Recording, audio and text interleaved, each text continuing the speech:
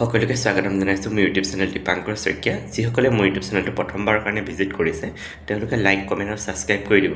যিহেতু 2025 চন শেষ হ'বলৈ মাজত আৰু কেইটামান দিন বাকী আছে আৰু 2026 চনটো আগমন হ'বলৈ গৈ আছে।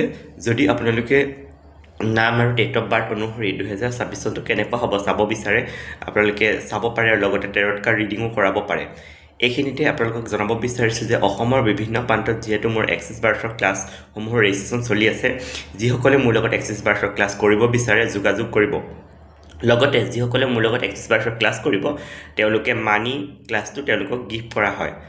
বিভিন্ন প্ৰকাৰৰ যিহেতু মডেলিটিৰ লগত মোৰ জড়িত, এঞ্জেল ক্লাছ হওক, মানি ৰেকি হওক, মানি হিলিং হওক, এঞ্জেল হিলিং হওক, এই সকলোসমূহ যদি আপোনালোকে কৰিব বিচাৰে বা ল'ব বিচাৰে হিলিং, মোৰ লগত যোগাযোগ কৰিব পাৰে।